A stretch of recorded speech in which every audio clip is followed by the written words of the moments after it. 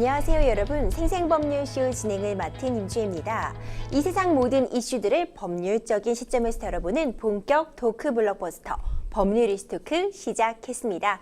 제 옆에는 이종근 평론가님 자리해주셨습니다. 평론가님 어서 오세요. 네, 안녕하십니까? 지금 이 방송은 유튜브를 통해서도 실시간으로 함께 방송되고 있으니까요. 많은 시청 부탁드리고 유튜브를 통한 소통의 창구도 활짝 열어두겠습니다. 방송 중에 평론가님께 궁금하신 점 올려주시면 저희가 답도 해드리도록 할 테니까요. 많은 참여 부탁드립니다. 그럼 오늘 평론가님과 함께 나눠볼 이야기들 어떤 소식들 준비되어 있는지 저와 함께 미리 만나보시죠. 미리 보는 법률 토크입니다. 윤석열 국힘 관계자 녹취보도 논란, 김만배 허위 인터뷰 제도, 신앙림 수사 급물살, EU 규제 철퇴 맞은 미중 빅테크까지 오늘도 정말 다양한 분야의 경제, 정치, 문화를 아우르는 소식들이 준비되어 있습니다. 어떤 이야기들 시작될지 궁금하네요. 빨리 시작해 봐야겠습니다. 여러분들은 지금 생생법률쇼 함께하고 계십니다.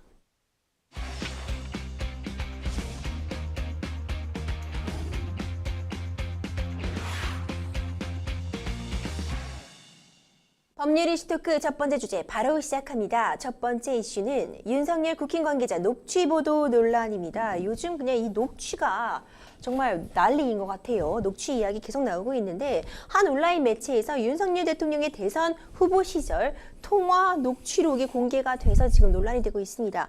평론가님 혹시 이 녹취록 들어보셨어요? 네, 저는 뭐 제가 일을 하는 것이 네. 제 어떤 본업이 평론가이다 보니까 이런 논란이 되고 있는 그런 녹취가 나오면 처음부터 끝까지 들어볼 수밖에 없죠. 왜냐하면 이제 언론 보도를 통해서 접하게 되면 특정 부분만 이렇게 그렇죠, 발췌를 그렇죠. 하니까 이제 맥락을 전체적인 맥락을 이해해야만 텍스트가 아니라 컨텍스트를 이해해야만 이 사람이 이런 뜻으로 얘기했구나를 알 수가 있어서 가급적이면 시간을 투자해서 전체적으로 들어보려고 노력합니다.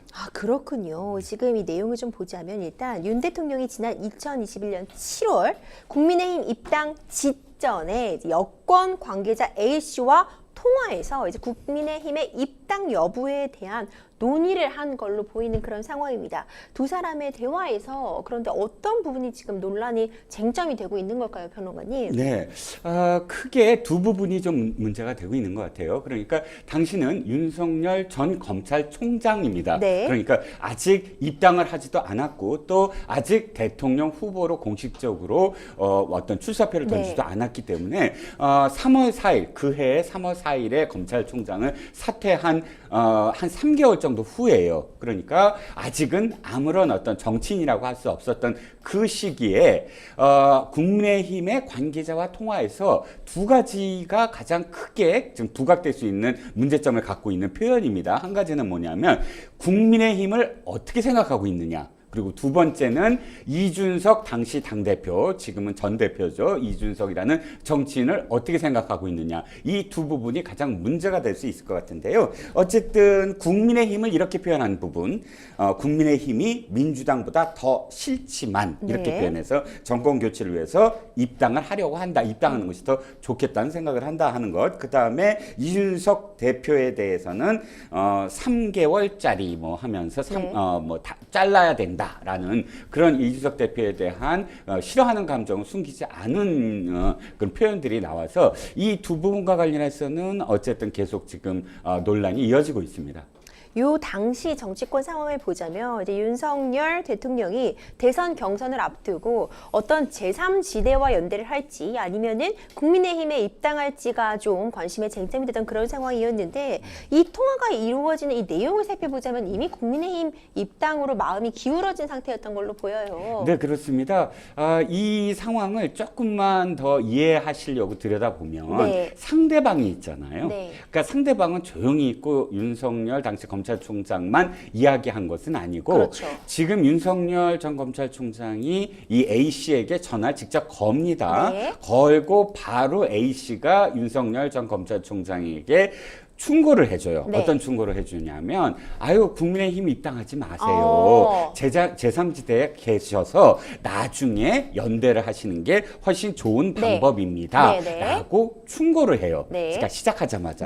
그때 윤석열 지금 대통령이 그 A씨에게 설득을 하는 자신의 생각을 이야기하면서 설득을 하는 것이 이제 펼쳐집니다. 그래서 그 설득의 내용이 앵커께서 말씀하셨듯이 제3지대보다는 입당하는 것이 좋다라는 그런 의견을 제시를 하는 거예요. 그 의견을 제시하는 뭐 가장 여러 가지 어떤 근거가 김영삼 대통령도 봐라. 그 당시에 3당 합당 을 했기 때문에 노태우 대통령하고 김종필 총재하고 3당을 합당해서 그 당, 노태우 대통령이 만든 당에 들어갔기 때문에 나중에 대통령도 될 수 있었던 거 아니냐. 그렇기 때문에 그 후에 김대중 대통령도 될 수 있었던 게 아니냐 하면서 제3지대에 있는 것보다는 국민의힘에 입당하는 것이 좋다는 것을 여러 가지 어떤 예라든지 또는 생각을 통해서 설득을 하려고 하는 것을 보면 말씀하셨듯이 이미 제3지대보다는 입당 쪽으로 많이 기울어진 상태였다라고 표현할 수가 있겠죠. 평론가님이 지적해 주신 것처럼 상대방이 있는 대화였기 때문에 네. 이제 한쪽의 발언만 계속 이야기보다는 양쪽이 오가는 맥락을 파악하는 게 그렇습니다. 굉장히 중요할 거라는 생각이 예, 예. 드네요. 예. 다음 내용을 좀 보자면 이 녹취록에서 또 문재인 정권에 대한 불만을 토로하고 있는 한편 또 대통령 자리가 귀찮다 이런 발언도 들어 있었나 봐요. 네, 그렇습니다. 이렇게 표현합니다. 저는 대통령도 그러니까 그런 자리 자체가 귀찮다, 솔직한 얘기다 이렇게 표현하고 있습니다. 그런데 이제 제가 아까도 텍스트와 컨텍스트는 좀 그렇죠. 다르다. 요 부분만 잘라서 얘기하면 아니 당시에 그렇게 표현한 사람이 왜 그렇게 나중에 대통령이 되기 위해서 후보 시절에 경쟁을 열심히 했나 네. 이렇게 생각이 드실 수도 있을 것 같아요. 그런데 조금만 더 앞뒤 맥락을 살펴보면 이런 부분입니다. 즉 당시는 윤석열 검찰총장이 자기 세력이 없었어요. 그러니까 아무도 그러니까 뭐 어떤 윤석열 검찰총장을 따르는 어떤 정치인들 현역 정치인들이 나서서 뭐 20명의 세를 불린다든지 30명의 세를 불린다든지 그런 시절이 아니었습니다. 윤석열 전 검찰총장 입장에서는 한 사람이라도 자기의 편을 들어줄 사람이 굉장히 필요했던 시기였거든요. 당시 이 A 씨가 저는 누군지 이제 나중에는 알게 됐는데 취재를 통해서 이 A 씨라는 그러니까 현역은 아닌 사람이에요. 어쨌든 이 A 씨 같은 사람들을 한 사람이라도 또 설득하려고 나의 어떤 매력을 보여주려고 네. 하는 그런 그 상황이었어요. 그래서 나의 뜻은 굉장히 순수하다. 내가 어떤 대통령 병에 걸리거나 권력욕이 굉장히 많아서 지금 어떤 정치를 하려고 하는 것이 아니다라는 말로 대통령은 사실 나 같은 사람은 굉장히 뭐랄까 좀 자유로운 사람인데 귀찮다 이런 뉘앙스로 표현을 하면서 그러나 그러니까 이 다음 얘기가 중요해요. 정권은 꼭 교체해야 한다 하면서 이제 민주당의 여러 가지 문제점들을 이제 표현을 합니다. 그래서 내가 지금 이렇게 그 정치인이 되려고 하고 대통령에 나서려고 한다라는 그런 의미로 그 앞에 전제를 나는 개인적으로는 대통령 자리가 대단히 귀찮다라고 생각한다라는 말을 한 겁니다. 그렇군요. 이 윤석열 대통령은 이준석 당시 국민의힘 당대표에 대한 불만도 이 녹취록을 보면 좀 드러나 있는 것 같은데 대선 경선 과정에서부터 여러 차례 좀 갈등이 있어 왔고 대통령 당선 뒤에도 좀 갈등이 쌓여왔던 것으로 보이는 이 대표에 대해 윤 대통령의 어떤 불만은 이미 입당 전부터 좀 있었던 게 아니냐 이런 추측을 가능하게 하거든요. 예, 그렇습니다. 여기는 이제 이런 표현이 있어요. 좀 옮기면 좀 그렇지만 이준석 대표를 지칭을 해서 아무리 까불어봤자 3개월짜리다. 이 표현이 좀 거칠게 들릴 수도 있는 표현이에요. 3개월짜리 까분다 이렇게 표현이 됐습니다. 그러면 여기서도 당시 상황을 좀 들여다볼 필요는 있을 것 같아요. 아까도 말씀드렸듯이 7월 30일에 전격적으로 국민의힘을 입당을 합니다. 그러면 이 지금 전화 통화는 이 입당 전 7월 때 이제 벌어진 어떤 통화인데요. 사실 그 당시에 이준석 대표가 윤석열 검찰총장, 전 검찰총장을 지칭해서 여러 가지의 발언들을 쏟아냅니다. 이준석 전 대표는 지금도 SNS 활동이라든지 또는 방송 활동을 통해서 자신의 정치적인 어떤 그런 컨텐츠를 또는 메시지를 굉장히 쏟아내는 그런 인물이잖아요. 네. 당시에 3월에 이렇게 표현합니다. 이준석 대표. 윤석열이 대통령 되면 나는 지구를 뜬다. 또 5월 달은 이렇게 얘기합니다. 윤석열은 국내산 유구는 되어야지 함유가 늦어지면 수입산에 불과하다. 또 6월 달엔 이렇게 얘기합니다. 네. 윤석열은 아마추어 같다. 7월 달 바로 요 전화하기 직전 정도에 미숙하다. 네. 곧 정리된다. 요게 이제 조금만 뽑아온 거지만 상당히 많은 부분에서 네. 이준석 대표도 윤석열 검찰총장을 향해서 이런 표현들이 네. 쌓여 있거든요. 네네네. 제가 아까도 말씀드렸지만 모든 것들은 다 작용과 반작용의 그런 그 상황을 또 이해하셔야 될 것 같고 어쨌든 이 상황 속에서 또 한 가지 우리가 고려해야 될 건 이 A씨입니다. A씨가 이 전화를 하면서 이준석 대표와 그다음에 국민의힘에 대해서 비판적인 사람이에요. 그래서 이준석 대표에 대해서도 똑같이 얘기를 하거든요. 그러니까 거기에 대해서 동조를 하면서 하는 표현이 이제 3개월짜리다. 그리고 내가 들어가면 정리된다. 곧 이준석 대표는 정리된다. 이런 표현들이 오고 갔습니다. 그렇군요. 이 사실 지난해 7월이었죠. 권성동 당시 당대표 직무대행 겸 원내대표에게 보낸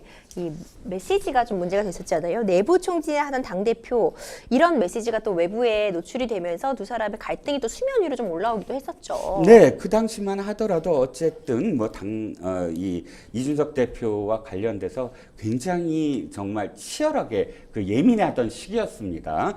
이준석 대표의 그런 이 징계가 아직 이루어지지 않은 시점이기 때문에 원래 정권 초에는 정부 새로운 정부의 어떤 비전이라든지 이런 기사가 더 많이 돼야 되는데 정권이 출범하자마자 어떻게 집권하던 대표하고 집권한 대통령하고의 공방이 한 2-3개월 계속 이 기사에 일면 막 이렇게 머리 기사도 나오고 이랬던 시기였어요. 그런데 말씀하셨듯이 권성동 당시 이제 대표 직무대행 겸 원내대표가 국회에서 이 대정부 아마 본회의장에서 대정부 질문을 하고 있었던 그런 시기였습니다. 그런데 이렇게 그 핸드폰을 봤는데 핸드폰에서 대통령이 원내대표에게 잘하고 있다라는 의미로 하트 뿅뿅 뭐 이런 이모티콘을 이렇게 보고 있었던 장면이 노출이 되면서 그때 처음으로 윤 대통령이 이준석 대표를 어떻게 생각하는가라는 속내를 사실 많은 사람들이 알게 됐죠. 그렇습니다.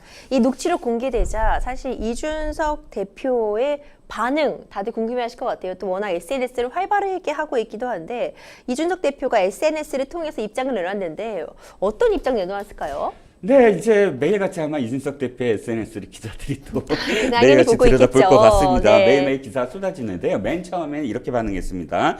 앞으로 윤핵관 성님들 욕 안 하겠습니다. 이게 첫 번째 반응입니다. 그러니까 이준석 전 대표가 윤석열 대통령을 비판하려고 하면 꼭 직격탄을 날리기보다는 윤핵관을 통해서 사실 우회적으로 비판을 해왔거든요.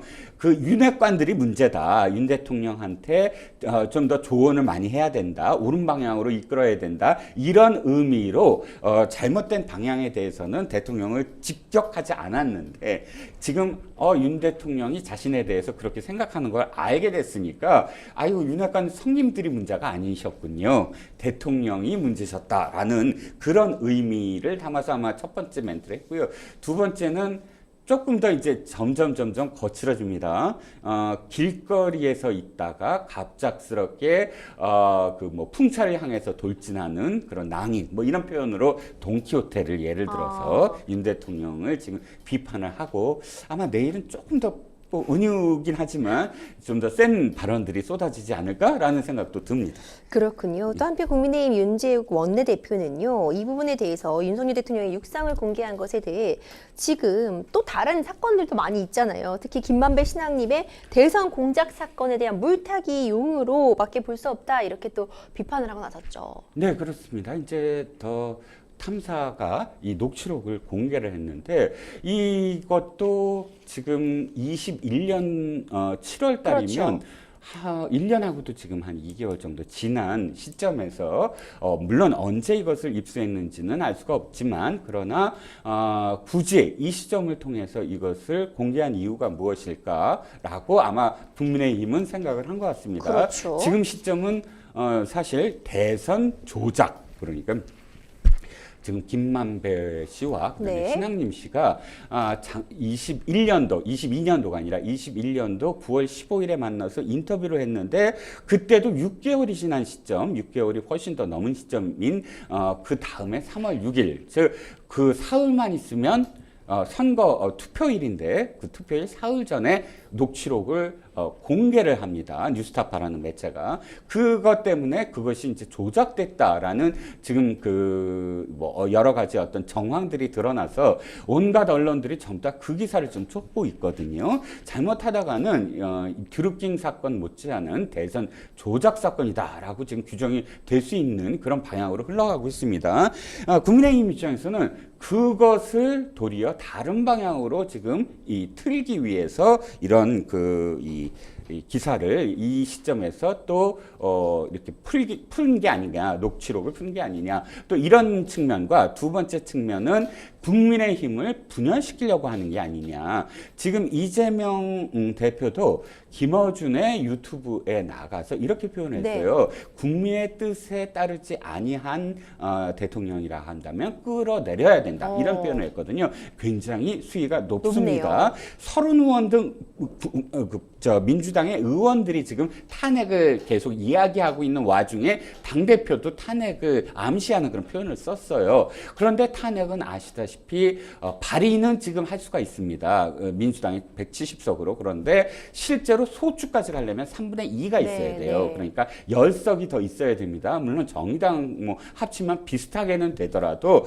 지금 국민의힘에서 몇 명이라도 만약에 합류하게 되면 탄핵 소추까지 가능해지거든요. 그러니까 지금 이렇게 이런 어떤 국민의힘이 굉장히 뭐 마음에 들지 않는다 이런 표현이 있는 녹취록을 풀었을 때 국민의힘의 일부 의원들이 혹시나 아이고 우리 대통령이 국민의힘을 싫어하는구나 라는 어떤 인식을 갖고 분열의 목소리를 낸다면 앞으로 탄핵이라는 어떤 그런 만약에 실제로 실행을 하려고 했을 때 상당히 커봐라 국민의힘도 지금 분열되고 있다라는 그런 프레임을 걸 수가 있으니까 여러 가지 다목적으로 지금 더 탐사가 이걸 푼 게 아니냐라는 게 국민의힘의 시각입니다.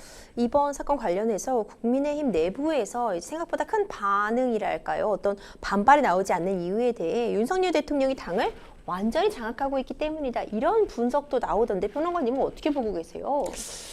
이렇게 보셔야 될 것 같아요. 이건 질문이 약간 성립이 안 된다고 생각을 하는 게 뭐냐면 The winner takes it all입니다. 네. 승자는 모든 것을 가질 수밖에 없어요. 즉, 이 당이 무조건 집권을 했는데 대통령과 처음에 일심동체로 가지 않을 수가 없거든요. 네. 이 당시의 상황을 한번 보시죠. 국민의힘은 오전 전패를 하고 있었어요. 그렇죠. 대통령 선거에서도 졌죠. 총선에서도 졌죠. 지선에서도 졌죠. 보궐선거에서도 졌죠. 물론 이번 대선 직전에 있었던 서울시장, 부산시장 보궐선거는 이겼습니다. 그런데 그 보궐선거, 양대 보궐선거 직전까지는 5대 선거에서 다 패배하고 있었어요. 그러니까 5년 동안 집권을 하지 못했고 또 5년 이내에 있었던 큰 선거들에서 연전연패를 하고 있었기 때문에 그 패배에 책임을 두고 당이 사실은 굉장히 위축돼 있었고 또 그 전에 이 당의 원래 주류라고 할 수 있었던 친박,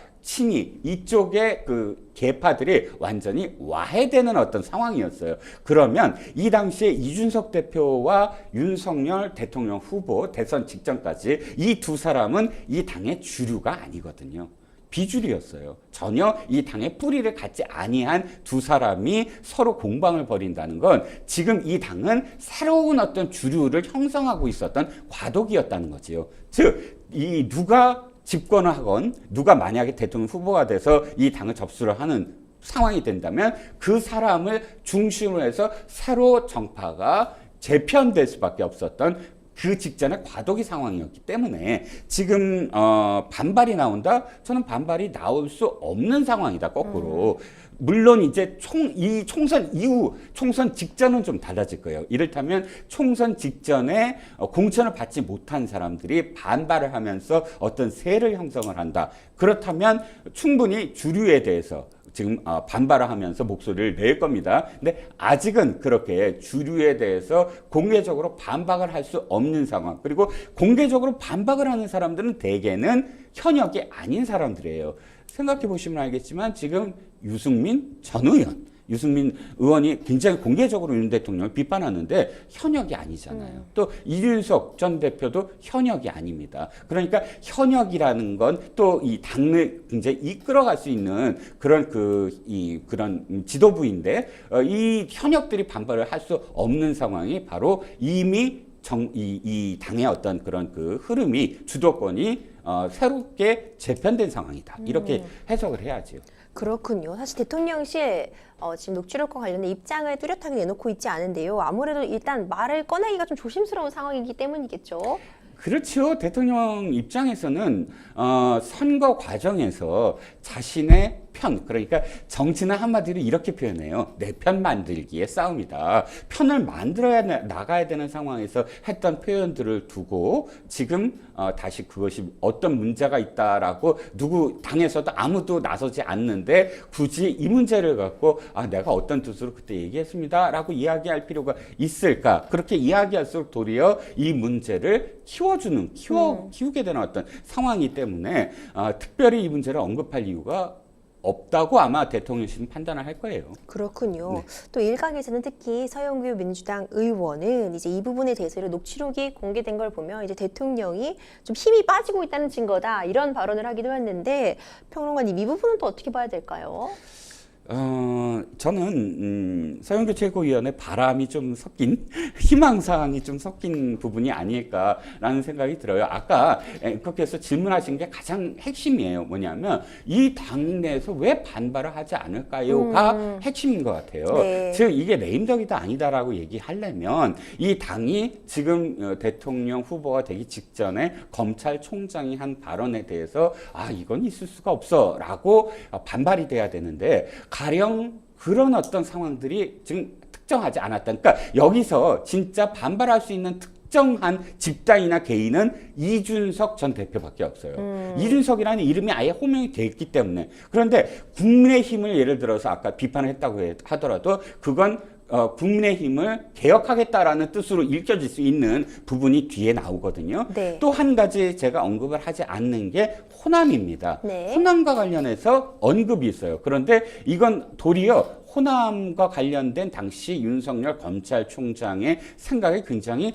건강하구나 이렇게 읽힐 수 있는 그런 표현이 있거든요. 네. 그러니까 이 지금 전화를 받은 A 씨가 아이고 호남에 그때 왜 가셨어요? 아마 이렇게 얘기했나 봐요. 그랬더니 거기에 대한 답으로 제가 호남에 간 건 호남의 한 표를 얻으려고 하는 것이 아니라 제가 당선이 되더라도 호남을 영남 그 이외의 지역과 똑같이 대접하겠다라는 뜻으로 간 것이다. 이렇게 표현을 하거든요. 그러면 영호남이라는 정치적으로 굉장히 민감한 지역적인 발언도 결과적으로는 굉장히 좋은 뜻으로 네. 해석할 수 있는 발언이었기 때문에 여기서는 이 발언들, 이 전화로 인한 발언들로 지금 직접적으로 해가 되는 어떤 개인이나 집단은 이준석 대표밖에 없다. 이걸 전체적으로 레임덕으로 보는 건 좀 섣부른 그런 판단이 아니냐. 레임덕의 첫 번째 효시는 저는 총선이라고 봅니다. 총선에서 만약 지게 된다 그러면 그때는 무조건 레임덕이 시작이 될 거예요. 그렇군요. 아무래도 좀 윤 대통령의 어떤 직설적인 거침없는 화법 때문에 또 녹취록 내용이 좀 더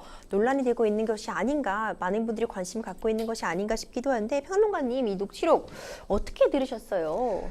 예, 뭐 솔직히 말씀드리면 우리 대통령이 너무 솔직하구나 이렇게 생각이 듭니다. 물론 검찰총장 그 전 검찰총장이라는 신분으로 아직 뚜렷하게 뭐 대통령 후보가 되지 아니한 시점에서 대단히 사적인 어떤 대화이기 때문에 그리고 또 그 사적인 대화 속에서 두 사람의 어떤 친분 관계가 어디까지 가까운지 우리가 알 수 없는 그런 상황에서 특정 표현들을 갖고 거칠지 않다 이렇게 말씀드리기는 굉장히 애매합니다. 하지만 그 안에는 뭐 사실 굉장히 가까운 사람들끼리만 쓸 수 있는 그런 표현들이 대다수 들어가 있거든요. 그래서 우리 익히 인 대통령의 도어 스태핑에서도 좀 드러났던 그런 대단히 솔직하고 대단히 거침이 없다라는 그런 그 화법은 이번에도 여실히 드러났습니다. 예. 그렇군요. 또 한 가지 질문 드리고 싶은 부분이 녹취록이 어쨌든 왜 지금 공개되었을까 이 부분을 또 이 시점에 대해서 궁금해하시는 분들도 많아요. 평론가님은 지금 이 시기에 윤 대통령의 녹취록이 공개된 이유 어디 있을 거라고 보세요?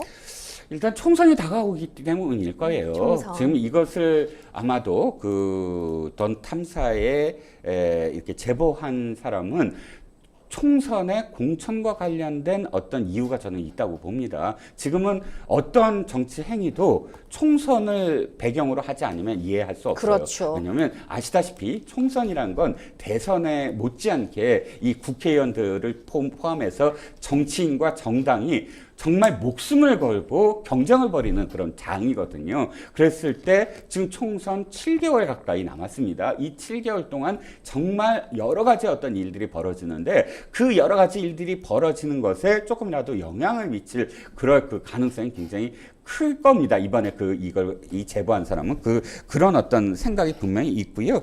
뭐 법적인 문제는 없어 보입니다. 변호사님이시니까. 왜냐하면 당사자일 테고 제3자가 이거를 만약에 빼내서 제보를 했다 그러면 그건 법적인 문제가 될 테지만 그렇죠. 아마도 제 추정컨대 당사자가 아마 제보를 했을 테니까 법적인 문제 없죠. 그 당사자가 이 공개했는지 여부도 지금 사실은 불분명하잖아요. 그 불분명합니다. 유출의 경위를 사실 조사를 하지 않는 한 네네. 어떻게 확인이 어려운데 그분이 뭔가 공개를 했다면 문제가 안 될 여지도 있지만 뭐 그렇죠. 다른 사람이 이걸 불법적으로 취득해서 공개했다거나 아니면 이 공개 과정에서 다른 어떤 압력이 있었다면 그 부분은 별도로 또 처벌 문제가 논의될 수는 있겠죠. 근데 네. 이런 사건에서의 문제점은 지금 그 이후에 그래서 공개한 사람, 불법적으로 공개한 사람이 뭐 처벌받는가는 아무도 궁금해하지 않잖아요. 그건 사실 아무도 관심을 갖지 않고 일단 이런 게 공개가 되고 나면 이슈가 되고 이제 이로 인한 이런 부수적인 그런 상황들은 다시 주워 담을 수 없는 거다 보니까 이제 그런 부분을 노리고 또 이제 그냥 공개를 하는 게 아닌가. 그렇죠. 법적인 책임은 그렇게 고려하지 않고도 공개할 수 있었던 게 아닌가 이런 생각이 드네요. 첫 번째 법률 리스토크 여기까지 만나보도록 하겠습니다. 여러분들은 지금 생생법률쇼 함께하고 계십니다.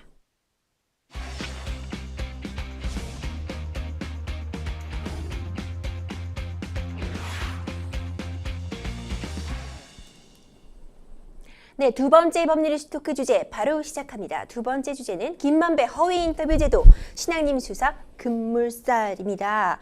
첫 번째 주제에서도 저희가 잠깐 얘기를 나누기도 했는데 지난해 대선 또 직전 또 대선 얘기가 나오네요. 네. 대선 직전이었죠. 지지난해입니다. 지지난해네. 네네. 그렇죠. 네네. 2021년도 지지난해네요. 벌써 직전에 그 김만배 신앙님 인터뷰를 내보내며 윤석열 검사의 부산 저축은행 사건 수사 무마 의혹을 제기한 온라인 매체 뉴스타파 부실 보도가 지금 논란의 대상이 되고 있습니다. 선거를 정말 코앞에 두고 있었잖아요. 그러니까 네. 대선 후보에게 어쨌든 직격탄을 치명타를 안길 수 있는 그런 보도를 하면서 검증을 제대로 한 것이 아니다. 제대로 검증하지 않고 내보낸 것이 아니냐는 지적이 제기되고 있는 건데 이 사건 내용 좀 간단히 설명해 주세요. 네, 이 사건은 이런 내용입니다. 자, 부산저축은행 사건 기억하실 네. 거예요. 굉장히 많은 분들이 자신의 어떤 그런 저축한 이 원금을 제대로 돌려받지 네. 못했던 정말 안타까운 그런 그렇죠. 사건이었고요. 당시에 윤석열 대통령은 대검 중수부의 과장검사였어요. 그러니까 중수부의 검사였어요. 네. 주임 검사였기 때문에 이 부산저축은행에 관련돼서 수사에 책임을 진 그런 일선 검사였습니다. 그런데 이 대장동과 관련돼서 그 당시는 대장동 사업이 벌어지지 아니했던 시점이지만 이 부산저축은행의 한 어마어마한 큰 그런 이 사건들 여러 가지의 어떤 이 부실 대출 의혹과 그것을 조장하고 자신들끼리 돈을 빼돌리고 했던 그런 그 사건들 중에 한 개의 그런 지류의 사건이 바로 나중에 대장동의 토건족 그러니까 비리를 했던 사람들이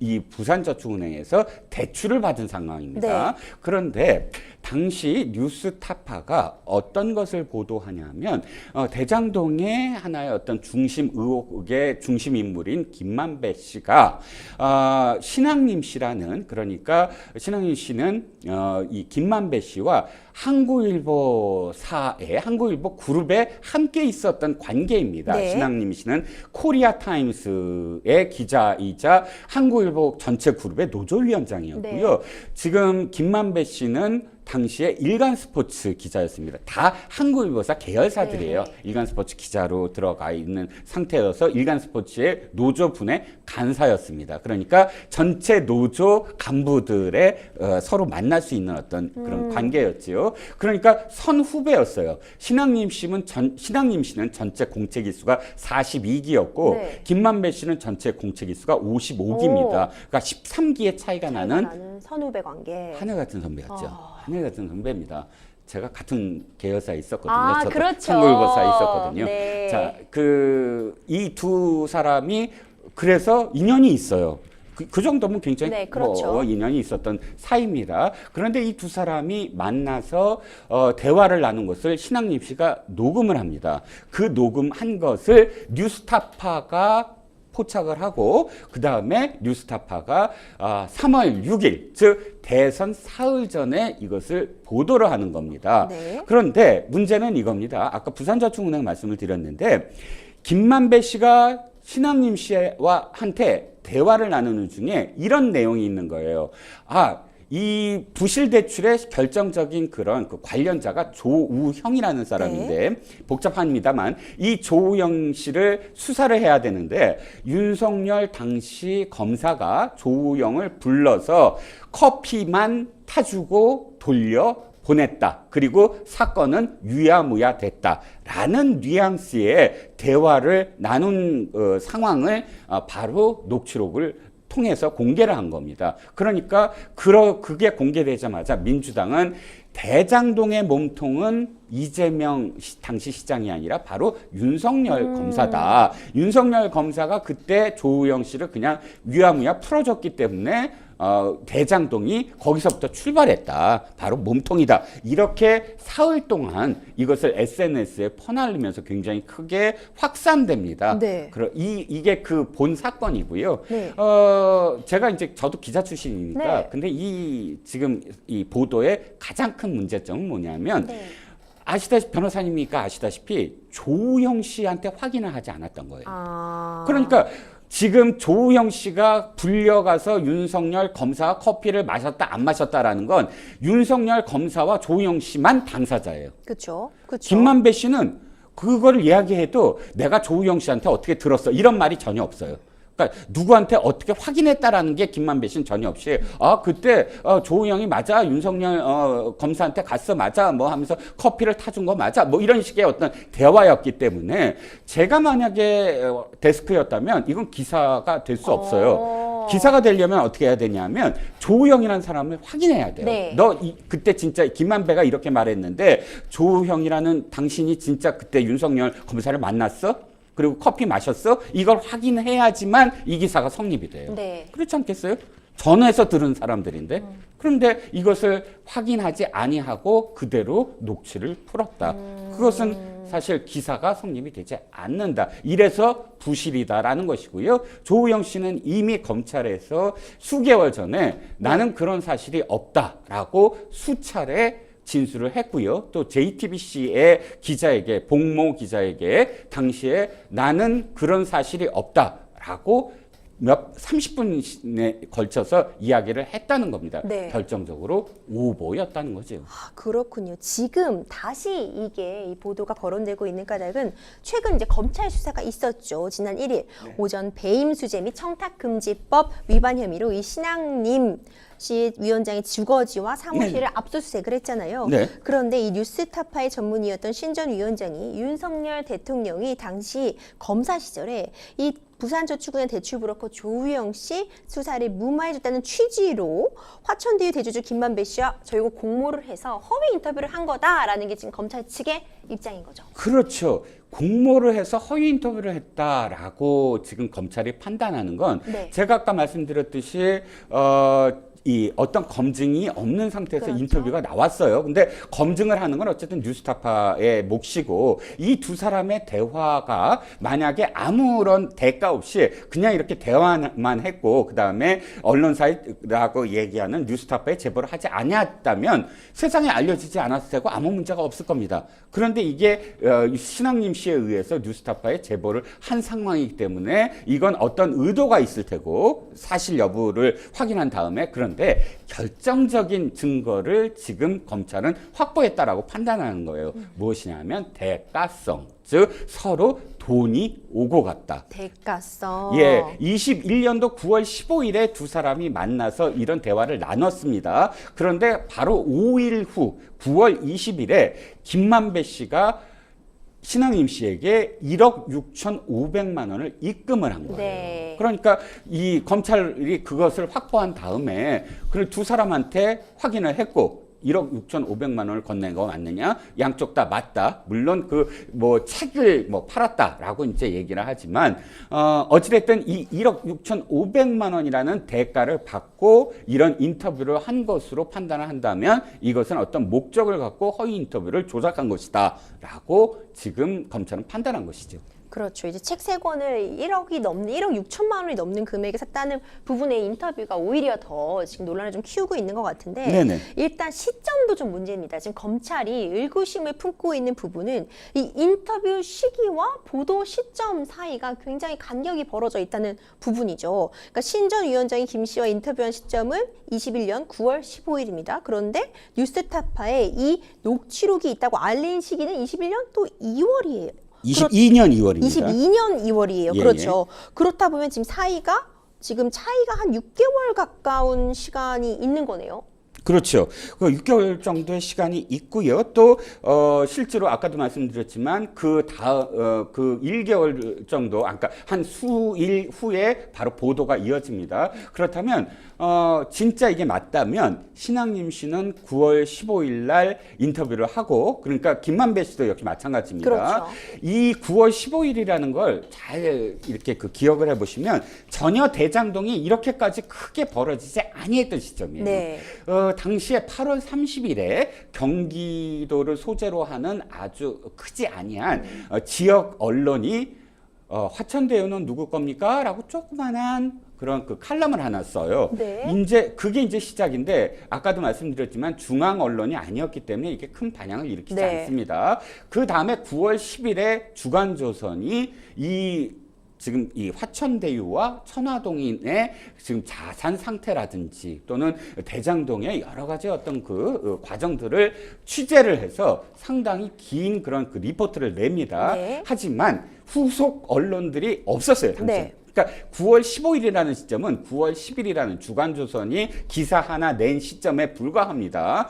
그런데 9월 14일 날 이재명 경기도 지사입니다. 시장 시절에 있었던 것을 기자회견을 합니다. 단군 이래의 최대의 치적이다라고 이야기하면서 당시에 아무 문제가 없었고 나는 칭찬받아야 된다라는 인터뷰를 한 바로 다음날 두 사람이 만난 거예요. 그렇다면 왜 만났을까? 그리고 만났다면 녹취가 있다면 바로 풀면 될 일이지 왜 6개월이나 있었을까? 그래서 검찰은 이건 대선과 연결시키는 게 아니냐. 즉 만약에 이게 크게 더 문제가 되고 이재명 지사의 그런 대선 도전에 만약에 어떤 상황이 벌어졌을 때 이 녹취록을 결정적인 순간에 풀어서 이 대선 과정에서의 모멘텀을 만들려고 몇 개월 동안 그냥 갖고 있었던 게 아니냐. 어쩌면은 보험용으로 이미 기획해서 9월 15일 날 만난 게 아니냐. 그렇게 해석을 하지 아니한다면 뭐 구속되기도 전에 훨씬 더 검찰 수사가 본격화되기도 전에 굳이 만나서 이렇게 길게 부산저축은행까지 포함된 그런 여러 가지의 72분간의 대화를 나눌 이유가 없다라는 게 검찰의 시각이고요. 네, 그렇군요. 이제 바로 어제였죠. 뉴스타파가 이 그 녹음 파일과 녹취록을 공개했습니다. 근데 당시 그 커피를 사줬다는 내용은 또 없는 것으로 드러난 거죠. 예, 이 부분은 이겁니다. 그러니까 이게 지금 선거는, 그러니까 그 정치는 언제나 프레임이잖아요. 한 단어로 성격을 완전히 규정해 버립니다. 지금까지 윤석열 커피라는 네, 프레임이 그렇죠. 있었어요. 그러니까 윤석열 대통령이 검사 시절에 커피를 부산저축은행의 대장동 일당인 조우영에게 타주면서 부실 대출 사건을 완전히 덮어버렸다. 이렇게 길게 설명을 하면 힘들잖아요. 그렇죠. 시간도 많이 들고 설명이고요. 그런데 윤석열 커피, 그러니까 딱 그냥 떨어지잖아요. 그렇죠. 딱 기억이 됐죠. 그래서 그 안에 내용, 처음에 보도한 3월 6일 날 보도한 내용은 이렇습니다. 윤석열, 제가 이제 존칭은 빼겠습니다. 윤석열이 타줬다는 거야? 윤석열이 맞아? 이런 식의 대화가 나눕니다. 그러면 김만배가 근데 그래서 그냥 가라고 해서 그냥 나왔다는 거야. 이렇게 연결이 돼요. 그런데 그것에 그렇게 연결이 되기 때문에 듣는 사람은 이렇게 이해합니다. 윤석열 검사가 조우영이라는 피의자를 불러서 커피 한 잔 타주고 그냥 가봐 하고 사건을 덮었다. 이렇게 이해할 수 있거든요. 그런데 실제로 원본 72분의 그 원본을 보면 대답이 나와요. 그 윤석열이 타줬다는 거야? 아니 윤석열이 부른 거야? 타줬다는 거야? 이런 식의 어떤 질문에 아니라고 김만배 씨가 부정을 합니다. 네. 아니야, 그렇지 않고 직원이 타줬어. 라고 얘기합니다. 직원이 타주고 그런데 커피를 그냥 혼자 커피를 어떻게 마시겠어? 커피 못 마시고 그냥 나왔대. 이렇게 대답을 하거든요. 그러니까 내용이 정반대가 되잖아요. 그러게요. 만약에 이게 그대로 다 이 부분이 그대로 있었다면 편집하지 아니했다면 윤석열 커피라는 프레임은 성립이 안 되는 상황이기 때문에 물론 그 부분만 있었던 건 아니지만 당시에 이걸 왜 짜집기 했느냐라는 지금 비판이 도리어 어저께 원본을 공개함으로써 부각이 되고 있습니다. 네, 또 이 가운데요, 7일이었죠. 이제 구속 기간이 만료된 화천대유 자산관리 대주주 김만배 씨가 이제 구속 상태에서 풀려나게 됐습니다. 결국 불구속 상태에서 재판을 진행받게 되었는데, 검찰 쪽에서는 이제 추가적인 증거 인멸 가능성이 있다면서 구속영장 발부 추가로 요청을 했지만 결국 받아들여지지 않고 불구속 상태 재판을 받게 됐네요. 그렇습니다. 이건 조금 들여다봐야 될 게 검찰이 지금 그러니까 허위 인터뷰 실제로 혐의는 배임 증수죄가 되겠죠. 그렇죠. 돈을 1억 6,500만 원을 준 것은 배임 증죄, 받은 신앙이시는 배임 수재가 되는데 이 혐의를 갖고 구속영장을 신청한 게 아니고, 그렇죠. 지난 재판을 받고 있는 그 재판부에게 재판을 받고 있는 사건 중에 안에 포함된 내용. 즉 구속의 어떤 사유로서 들어가지 아니한 부분을 다시 한번 연장해달라라고 요청을 한 겁니다. 즉 안의 내용을 보면 100억, 487억을 지금 회사에서 빌린 것처럼 해갖고 빼돌렸는데 그 빼돌린 487억 중에 100억을 당시 분양 대행을 맡았던 이모 씨에게 건넸다. 이 혐의를 추가해서 구속을 연장해달라라는 게 지금 검찰의 지금 요구였는데 네네. 재판부는 아니 이미 재판도 다 그 사건에 관해서 지금 하고 있고요. 그 증거라는 것이 새롭게 어떤 증거가 있을 리도 없는데 이걸 그러니까 구속을 계속하면서까지 그 증거 인멸이라고 이야기할 수 있는 부분은 없습니다. 네. 라는 입장으로 지금 재판부가 판단을 한 것이거든요. 그렇기 때문에 보석이 아니고 지금 구속영장이 만료됐기 때문에 김만배 씨는 조금 더 자유로운 보석이 아닌 상황이니까 네. 누구를 만나든가 하는 게 제약이 없습니다. 하지만 검찰은 곧 구속영장을 청구할 것으로 보입니다. 이제 신학윤 씨가 어저께 소환됐잖아요. 네. 이 사건과 관련해서 김만배 씨도 소환을 할 겁니다. 김만배 씨의 소환 일자가 그 다음에 바로 다시 한번 구속영장을 치는 과정의 신호탄이 되지 않을까라는 생각입니다. 네, 그렇습니다. 또 이 김만배 씨가 이 뉴스타파 보도 논란 관련해서 입장을 밝혔죠. 신 전 위원장과의 사적인 대화가 보도 나가는 것도 사전에 몰랐다는 입장인데 평론가님 어떻게 보셨어요? 그렇지요. 지금 김만배 씨가 그 0시 그 자정을 넘은 시각에 풀려나면서 기자들이 뭐 어마어마하게 모여 있는데 그 앞에서 이렇게 얘기합니다.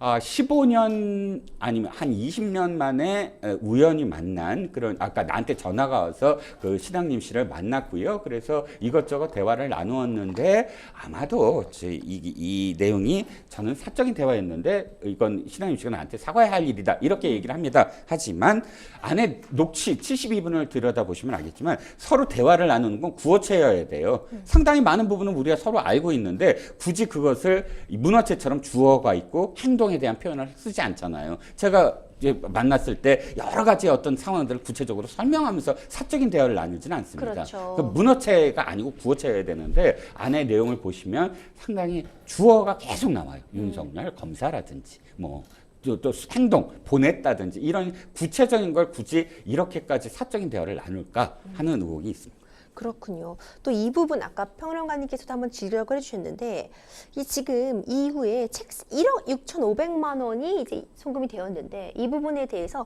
책 3권을 산 거다 이렇게 얘기를 했어요. 좀 납득하기 힘든 부분인데 이 해명에 오히려 의구심이 더 커지고 있는 거죠. 이 부분이 지금 이 두 사람의 그 증언이 탄핵될 수 있는 가장 큰 결정적인 부분이에요. 왜냐하면 재벌 혼맥도거든요. 재벌들이 이 대기업들이 주로 어떤 그런 관료들과 또는 언론사와 어떻게 혼맥을 맺고 있다라는 그런 내용이라는데 이미 이것과 관련된 책들은 엄청나게 많습니다. 그런데 이 책 한 권을 5천만 원에 판다?